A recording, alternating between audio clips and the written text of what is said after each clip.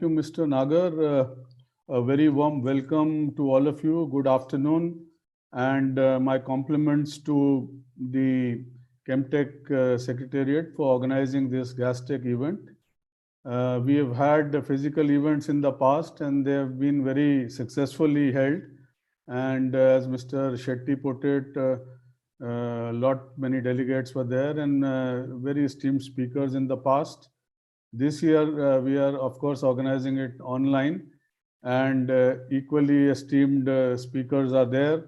But it is online, as I said, and I'm sure the delegates will have a very fruitful 2 or 3 days that they attend the entire gamut of oil, gas, power, and other energy sector events that are happening during this oil and gas conference. So my compliments to World Gas Tech for this particular gas event that is being organized. The theme itself is very apt, as has already been put by the Honorable Secretary, Mr. Gajendra Singh and Mr. Ranganathan. We have to look at transiting to a sustained low carbon economy. And going forward, while we look at all the other sources, we also should understand that the requirements of energy are continuing to grow, and that existing forms of energy will continue to be used going forward in a big manner, although we will be looking at transiting to a net zero carbon economy, maybe by the year 2050 or thereabouts, as many countries have already committed to do so.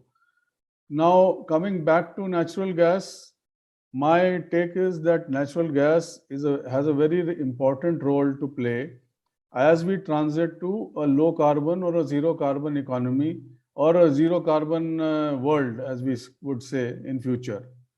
And as we all know, gas is probably one of the cleanest forms of energy, hydrocarbon, that is available today. Of course, beyond that, we are looking at renewables and other things as we go along.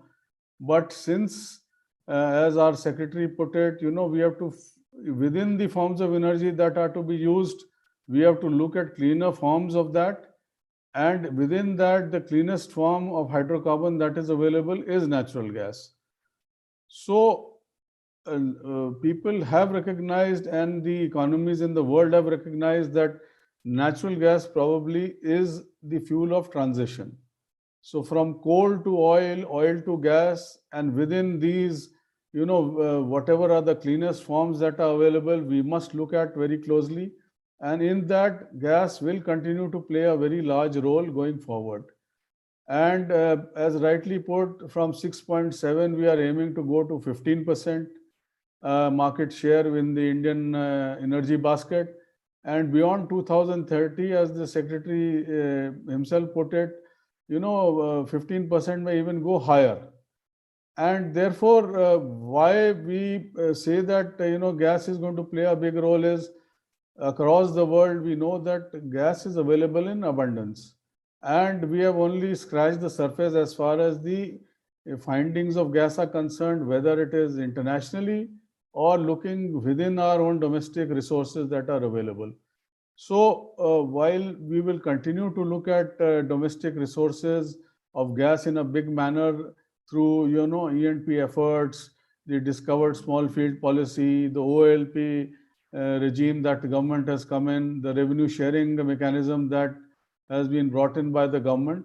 Also, we will have to look closely at international sources and get gas very competitively through long-term agreements, through short-term agreements, or whichever other manner, or through even tying up resources internationally through equity participation or acquisition, or whatever manner that we look at. And going forward, since the world average of gas use has been around 24%, and we are 6 to 7% going forward, looking at 15%. So we will have to look at the applications also very closely as to where else gas can be utilized in a big manner while transiting to cleaner forms of energy. And as has been rightly put, by the earlier speakers, power sector has a very large role to play as far as international use of gas is concerned. And I'm told the use of generating electricity across the world has grown from 24% to 38% in the last 10, 11 years. And therefore, all that has happened by displacing coal or other forms of energy in the power generating sector. So while in India we see that role of gas in the power sector has been very minimal, just 3 to 4% as our secretary put it, and going forward with the kind of power requirements that are going to be there in our country, we will have to look at using clean forms of gas blended with hydrogen or along with carbon sequestration, etc., so that the use of gas grows as far as the power sector usage is concerned. And as has been rightly put, use of gas will the application of gas usage will have to grow in the power sector itself. Also, the issue of affordability of gas in the power sector has been addressed in their addresses by the Honorable Secretary and the other speakers in the earlier to me. So my take is that, while competitively gas will have to be sourced or produced within our country so that power sector is able to use it in a big manner, we should also look at, downstream reforms in the power sector so that, the affordability of competitively priced gas is also there.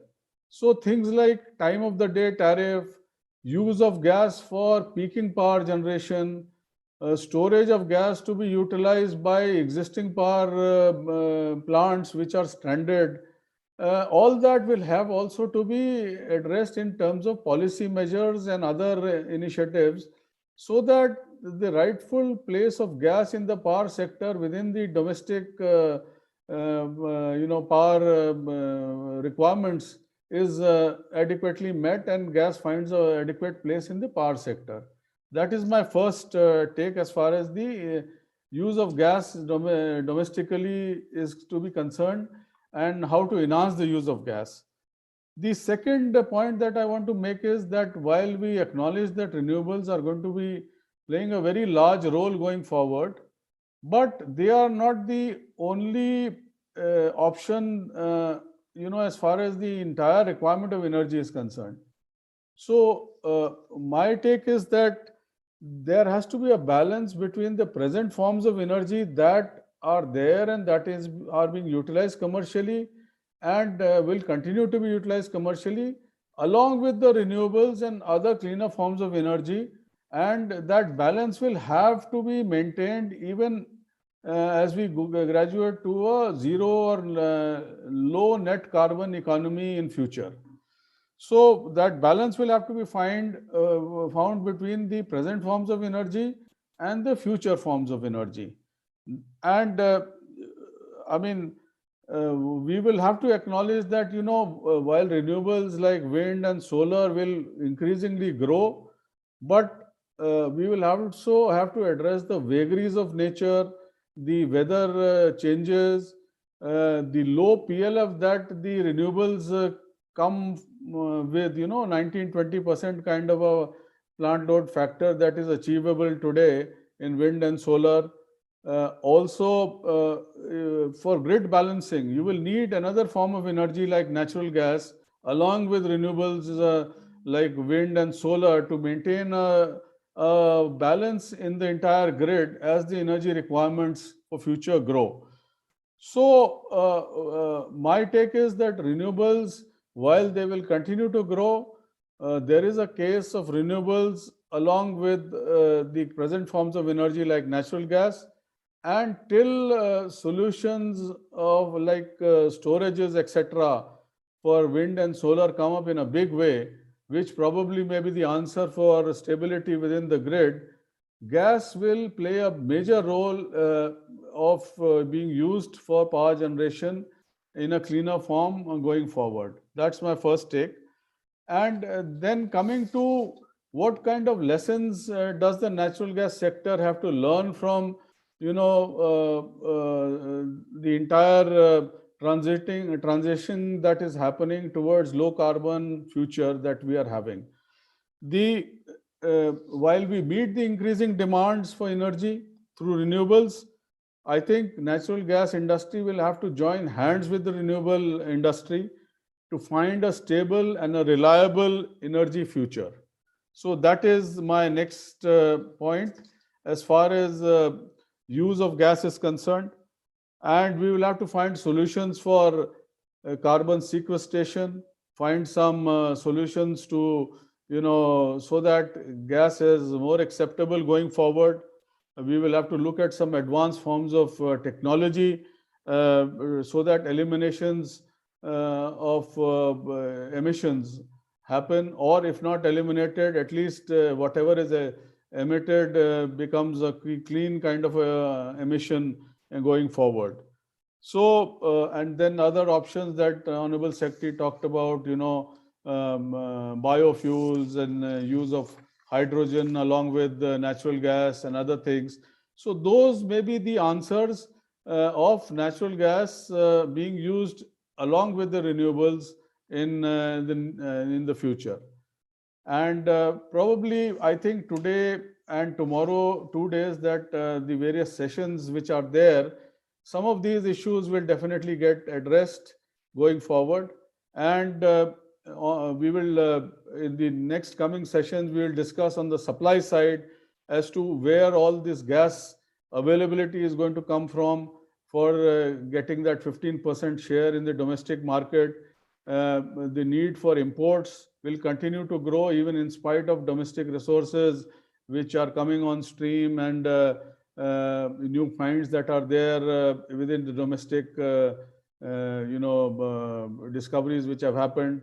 Also, we will have to discuss and figure out solutions to how to create liquidity within the domestic market, and how to partner across the globe with other suppliers to meet the growing demands of natural gas.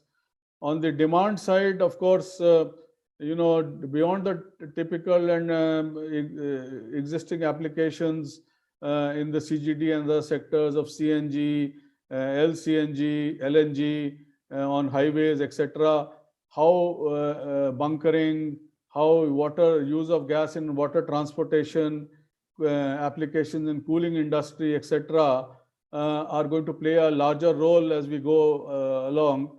So this also will need to be addressed and a solution found. And of course, as Mr. Gajendra Singh put, the creation of infrastructure, creation of pipelines, CGD business, growing across towns and urban and rural areas, all that, and the future fuels that have been talked about, biogas, bio-CNG, hydrogen, blending of hydrogen, use of hydrogen along with gas in the infrastructure, and technological innovations.